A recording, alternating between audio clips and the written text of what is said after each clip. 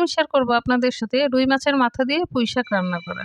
আর সেইজন্য আমি চুলায় বসায় দিচ্ছি একটা প্যান। প্যানের মধ্যে আমি দিয়ে দিলাম তেল পরিমাণ মতো এবং তারপর পরিমাণ মতো আমি পেঁয়াজ দিয়ে দিলাম।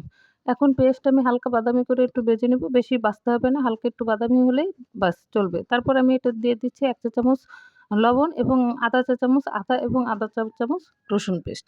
এখন আমি দিয়ে দেব আধা চা চামচ হলুদের গুঁড়ো এবং আধা চা চামচ মরিচের গুঁড়ো আর সামান্য একটু ধনিয়ার গুঁড়া। এখানে যেহেতু শাকটা এটাতে বেশি মসলা লাগবে না, হালকা একটু মসলা দিলেই হবে।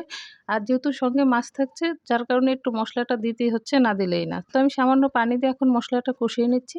মসলাটা একটু ভালোমতো কষানো হয়ে গেলে আমি এতে দিয়ে দিব মাছের মাথা এবং একটা মাছের লেজ।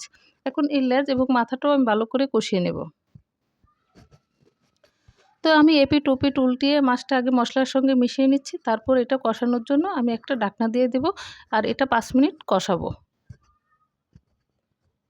তো ৫ মিনিট পরে আমি কষানো হয়ে গেছে, দেখলাম ঢাকনাটা উঠিয়ে নিলাম। এখন মাছটা একটু নেড়েচেড়ে আমি মাছের মাথাটা একটু ভেঙে দেওয়ার চেষ্টা করব। তো হালকা একটু মাছের মাথাটা ভেঙে দিয়ে আমি এর মধ্যে ধুয়ে রাখা যে পুঁইশাকটা আমি সেটা এখন অ্যাড করব। আমি পুঁইশাকগুলো আগেই কেটে ভালো করে ধুয়ে রেখেছিলাম যাতে কোনো ময়লা বা বালি বালি না থাকে। তো এখন সেই পুঁইশাকটাই আমি এটার মধ্যে দিয়ে দেব।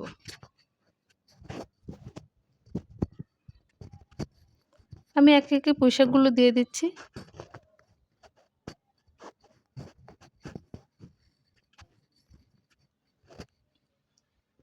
এখন পুঁইশাকটা একটু আমি নেড়েচেড়ে বসে চাপা দিয়ে দিচ্ছি। চাপা দিয়ে আমি একটা ঢাকনা দিয়ে দিব ৫ মিনিটের জন্য। এখন ৫ মিনিট পরে আমি ঢাকনাটা উঠিয়ে দেখছি একটু শাকগুলো নেতিয়ে গেছে আরকি, একটু দমে গেছে। তো এখন আমি একটু এপিঠ ওপিঠ উল্টিয়ে দিচ্ছি, মশলাগুলো সব শাকের সাথে মিশিয়ে দিচ্ছি। আর এই শাকের মধ্যে এটাতে আলাদা কোনো পানি অ্যাড করতে হবে না। যে পানিটা আছে সেটার মধ্যেই শাকটা সিদ্ধ হয়ে যাবে। আর মাছটা যেহেতু আগে থেকেই কষানো আছে, তো সেটা নিয়ে আমাদের আর কোনো চিন্তা নেই। এখন কয়েকবার একটু নাড়াচাড়া করে ১০-১৫ মিনিটের মধ্যে শাকটা সিদ্ধ হয়ে গেলে আমাদের এই রান্নাটা কমপ্লিট হয়ে যাবে। আর হ্যাঁ, আমার চ্যানেলটা যদি ভালো লাগে অবশ্যই আমার চ্যানেলটা সাবস্ক্রাইব করে একটা পাশে থাকবেন আর শেয়ার ও লাইক দিতে ভুলবেন না।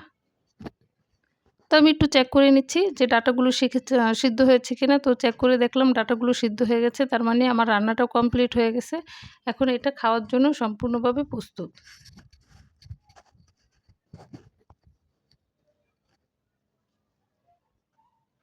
তো আমি এখন এটা একটু বাটিতে নিয়ে আপনাদের দেখাচ্ছি।